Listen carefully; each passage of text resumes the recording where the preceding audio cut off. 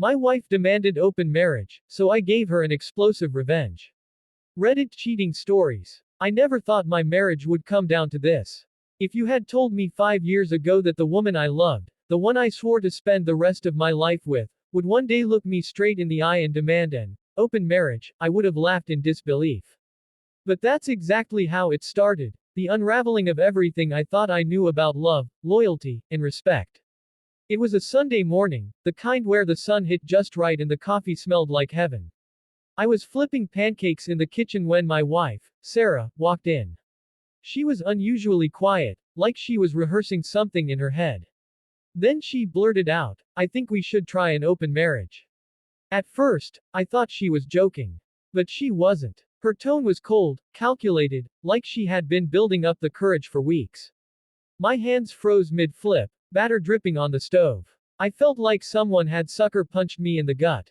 I asked her why, desperate for an explanation that would make this nightmare make sense. She said she loved me, but she felt confined. She wanted freedom. She wanted to explore. Her words were knives, each one slicing deeper into the foundation of what I thought we had built together. I tried to reason with her. I reminded her of our vows, of the life we had built. But she had already made up her mind. And then, she delivered the final blow. If you can't accept this, then maybe we're not meant to be together.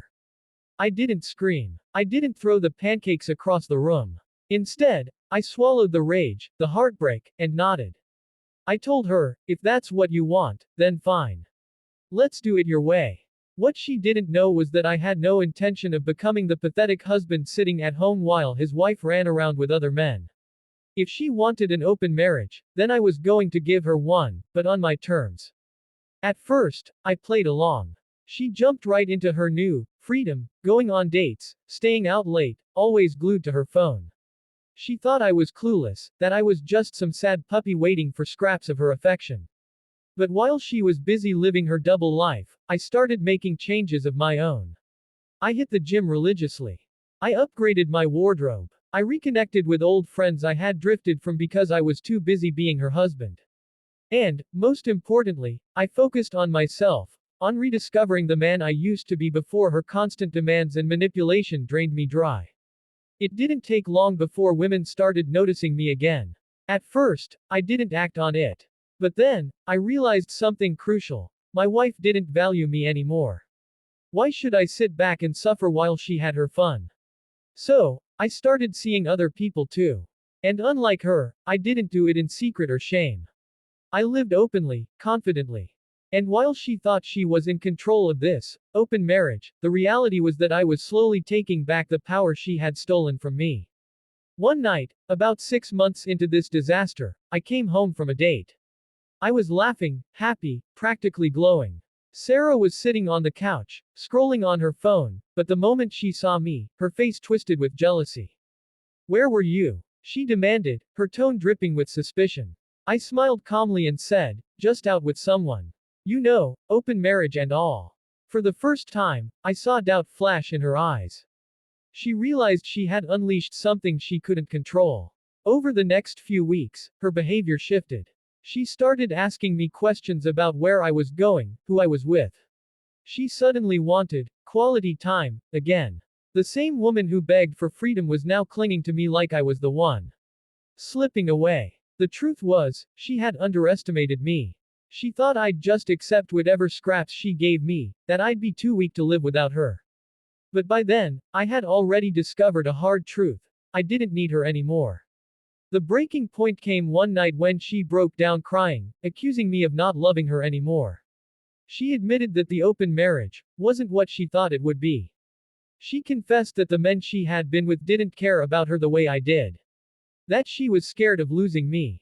And in that moment, I felt a strange mix of pity and liberation. Pity, because she had finally realized the damage she had done. Liberation, because I finally saw the truth. Love isn't supposed to feel like a cage. And the person who truly loves you would never force you to compromise your dignity for their selfish desires. I told her, calmly and firmly, you wanted this. You demanded it. And now you can have it, without me. I deserve better than someone who only realizes my worth after trying to replace me. The silence that followed was heavy. She begged, she pleaded, but my heart was already free. Within a month, I filed for divorce. I walked away with my dignity intact, my confidence restored, and a newfound strength I never knew I had. And let me tell you, the day the divorce papers were finalized, I didn't feel sadness. I felt reborn. You see, revenge isn't always about destruction. Sometimes, the best revenge is simply thriving without the person who tried to break you. My explosive revenge wasn't shouting or plotting, it was proving that I was worth far more than the scraps of love she tried to give me.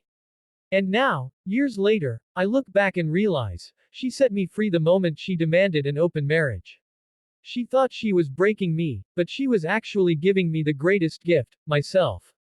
So, if you're listening to this and you've ever been betrayed, remember this, you are stronger than you think. Don't settle for being someone's backup plan or safety net.